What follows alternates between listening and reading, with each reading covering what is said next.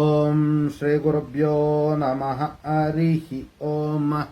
ಓಂ ಕಾತ್ಯಾಯನಾಯ ವಿದ್ಮಹೇ ಕನ್ಯಾಕುಮಾರಿ ಧೀಮಹಿ ತನ್ನೋ ದುರ್ಗಿ ಪ್ರಚೋದಯಾತ್. ಓಂ ಶ್ರೀ ಶಿವಂ ಗುರುಭ್ಯೋ ನಮಃ. ಆತ್ಮೀಯ ವೀಕ್ಷಕರಿಗೆಲ್ಲರಿಗೂ ಕೂಡ ಚಂದ್ರಶೇಖರ್ ಮಾಡುವಂತಹ ಆತ್ಮೀಯ ನಮಸ್ಕಾರಗಳು. ಎಲ್ಲರಿಗೂ ಕೂಡ ಜ್ಯೋತಿರ್ಮಯ ನಾಡಿ ಆಸ್ಟ್ರಾಲಜಿ ಯೂಟ್ಯೂಬ್ ಚಾನಲ್ಗೆ ಸ್ವಾಗತವನ್ನು ಬಯಸ್ತಾ, ನಾವು ಈ ದಿನ ನೋಡಿ ಬಹಳಷ್ಟು ಜನ ಕೇಳ್ತಾ ಇರ್ತಾರೆ, ಅಲ್ಲಿ ನುಡಿದಂತಹ ಒಂದು ಫಲಗಳು ಯಾವ ರೀತಿ ಇರುತ್ತೆ, ಈ ಒಂದು ವಿಚಾರದ ಒಂದು ಹಿನ್ನೆಲೆ ಏನು ಅನ್ನುವಂತಹ ಒಂದು ವಿಚಾರಗಳನ್ನು ನಾವು ಈ ವಿಡಿಯೋದಲ್ಲಿ ತಿಳ್ಕೊಳ್ಳೋಣ.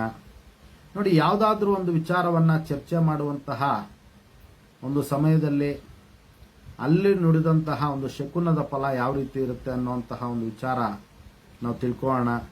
ನೋಡಿ, ಯಾವುದಾದ್ರೂ ಒಂದು ವಿಚಾರವನ್ನು ಮಾತನಾಡ್ತಾ ಕುಳಿತಂತಹ ಒಂದು ಸಮಯದಲ್ಲಿ ಅಲ್ಲಿ ಏನಾದರೂ ಒಂದು ಬಾರಿ ನುಡಿದಂತಹ ಪಕ್ಷದಲ್ಲಿ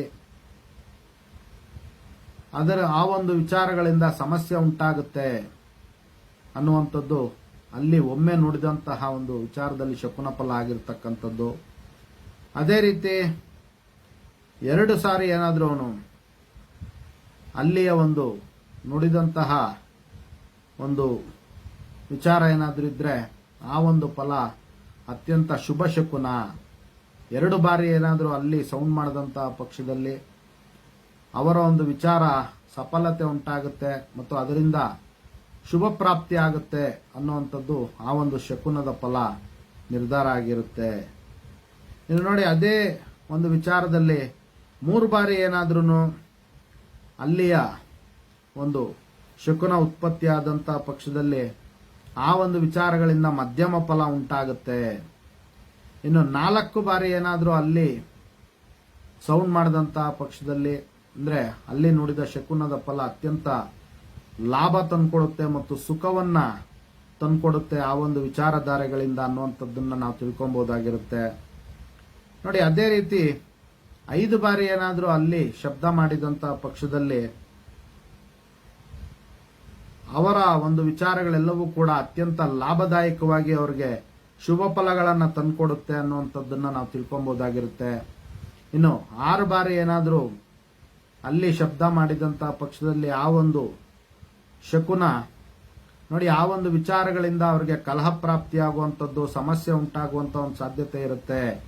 ಆದ್ರಿಂದ ಆ ಒಂದು ವಿಚಾರಗಳನ್ನ ನಾವು ಕೈ ಬಿಡಬೇಕಾಗುತ್ತೆ ಅನ್ನುವಂತಹ ಒಂದು ಶಕುನದ ಫಲ ಆಗಿರುತ್ತೆ. ಇನ್ನು ನೋಡಿ, 7 ಬಾರಿ ಆ ಒಂದು ವಿಚಾರಗಳನ್ನು ಮಾತಾಡುವಂತಹ ಸಮಯ ಸಂದರ್ಭದಲ್ಲಿ ಅಲ್ಲಿಯ ಒಂದು ಶಬ್ದ ಉಂಟಾಗಿ ಶಕುನ ಉಂಟಾದಂತಹ ಪಕ್ಷದಲ್ಲಿ ನೋಡಿ ಆ ಒಂದು ವಿಚಾರದಿಂದ ಬಂಧುತ್ವ ಬೆಳೆಯುತ್ತೆ, ಅವರ ಒಂದು ಪ್ರೀತಿ ಸ್ನೇಹ ಅವರಿಗೆ ಅನುಕೂಲ ಆಗುತ್ತೆ, ಮುಂದೆ ಆ ವಿಚಾರಗಳಿಂದ ಅವರಿಗೆ ಲಾಭ ಉಂಟಾಗುತ್ತೆ ಅನ್ನುವಂಥದ್ದು ಈ ಒಂದು ಅಲ್ಲಿ ಶಕುನದ ಫಲ ಆಗಿರುತ್ತೆ.